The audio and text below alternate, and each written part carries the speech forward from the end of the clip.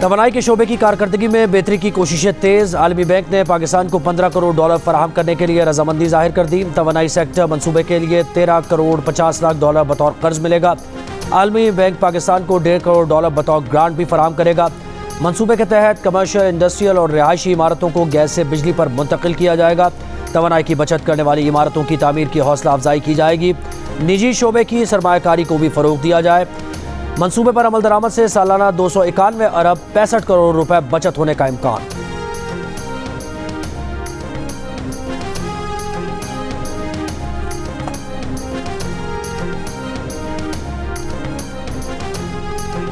اسحاق ڈار کے خلاف آمدن سے زائد اثاثہ جات ریفرنس آگے چلے گا یا نہیں؟ اسلام آباد کی احتساب عدالت نے فیصلہ محفوظ کر لیا۔ 21 اکتوبر کو جج محمد بشیر فیصلہ سنائیں گے۔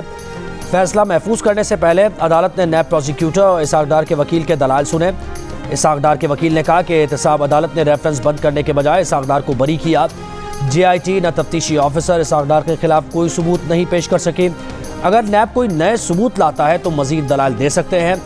نیب پروسیکیوٹر نے کہا کہ اسحاق ڈار کے خلاف کوئی ثبوت موجود نہیں، کسی عدالت کی طرف سے مزید تحقیقات کی کوئی ہدایت بھی نہیں، صرف سپریم کورٹ کے فیصلے میں احتساب عدالت کو ہدایات ہے کہ کیسز کو دوبارہ دیکھا جائے۔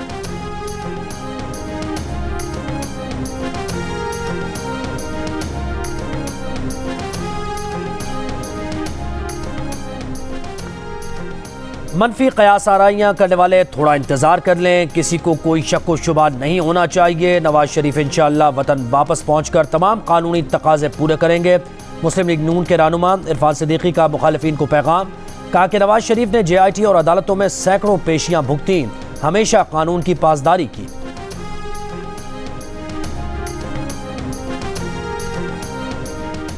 استحکام پاکستان پارٹی کا انتخابی نشان کے لیے الیکشن کمیشن سے دوبارہ رجوع۔ الیکشن کمیشن میں نئی درخواست دے دی۔ درخواست میں آئی پی پی نے الیکشن کمیشن سے عقاب کا انتخابی نشان مانگا ہے۔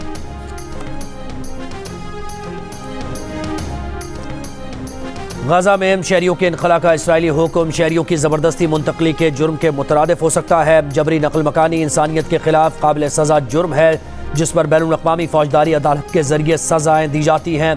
اقوام متحدہ نے خبردار کر دیا۔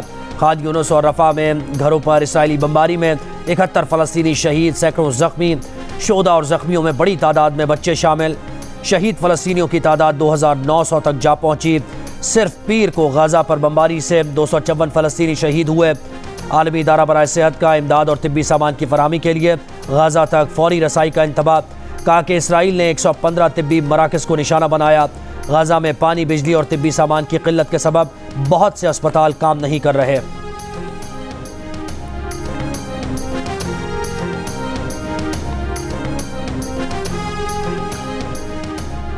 اسرائیلی فوج کا غزہ میں جنگ کے اگلے مرحلے کی تیاری کا ایک مرتبہ پھر اعلان۔ بین الاقوامی قوانین کے تحت ہتھیاروں کا استعمال کا دعویٰ۔ ترجمان اسرائیلی فوج کا کہنا ہے کہ غزہ جنگ کے اگلے مرحلے کی تیاری کر رہے ہیں۔ اگلا مرحلہ توقع سے مختلف ہو سکتا ہے۔ امریکی صدر کا کل اسرائیل اور اردن کے دورہ کریں گے۔ فلسطینی صدر محمود عباس اور اردن کے شاہ عبداللہ دوم سے بھی ملاقات ہوگی۔ اسرائیل دشمنوں کو دھمکانے کے لیے امریکہ نے اسٹرائک گروپ کے بعد دوسرا بحری بیڑا بھی بھیج دیا۔ حزب اللہ اسرائیل جھڑپوں سے جنگ کا دائرہ وسیع ہونے کا خدشہ۔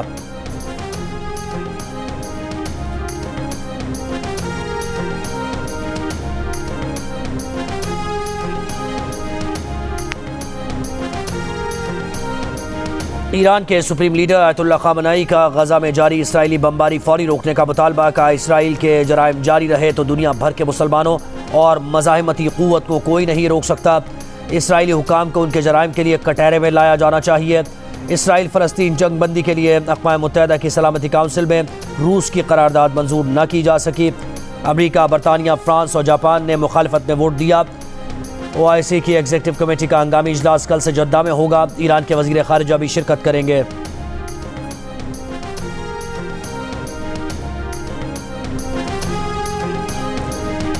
چیئرمین پی ٹی آئی اور شاہ محمود قریشی پر سائفر کیس کی فرد جرم 23 اکتوبر تک ٹل گئی۔ اریالہ جیل میں سماعت شروع ہوئی تو چیئرمین پی ٹی آئی کے وکلاء نے اعتراض کیا کہ انہیں فرد جرم سے پہلے چالان کی نقول فراہم نہیں کی گئی، جس پر عدالت نے فرد جرم کی کارروائی 23 اکتوبر تک ملتوی کر دی۔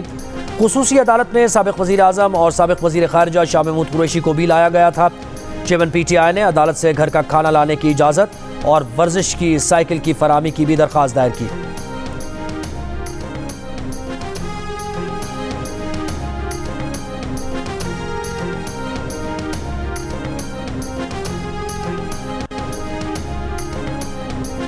پاکستان کسی کو بھی پاک چین تعلقات خراب کرنے کی اجازت نہیں دے گا۔ پاکستان کے لیے چین سے برادرانہ تعلق سے زیادہ اہم کوئی رشتہ نہیں۔ سی پیک صرف معاشی کوریڈور نہیں، چین پاکستان کے اعتماد کا مظہر ہے۔ نگراں وزیر اعظم کی بیجنگ میں تھنک ٹینک کے محققین اور اسکالرز سے گفتگو۔ کہا سی پیک بلوچستان کے عوام کی ترقی اور خوشحالی کی راہ ہموار کر رہا ہے۔ سی پیک کا کمزور طبقے کی سماجی اور اقتصادی ترقی میں اہم کردار ہے۔ تیسرے بیلٹ اینڈ روڈ فورم کا بیجنگ میں آغاز۔ مہمان خصوصی روسی صدر ولادیمیر پوٹن سمیت 130 ممالک سے نمائندوں کی شرکت۔ چینی صدر کا بیلٹ اینڈ روڈ فورم میں شریک رہنماؤں کے اعزاز میں عشائیہ۔ نگراں وزیر اعظم عشائیے میں شرکت کے لیے گریٹ ہال آف پیپل پہنچ گئے۔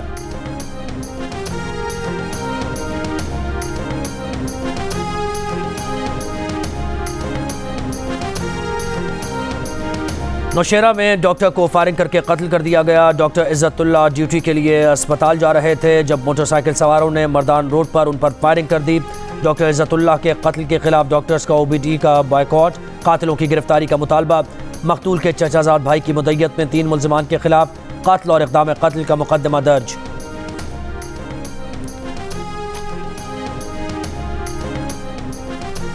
پینشن کٹوتی اور تعلیمی اداروں کی نجکاری کے خلاف اساتذہ کا احتجاج۔ پنجاب بھر کے تقریباً 60,000 تعلیمی اداروں میں تدریسی عمل معطل۔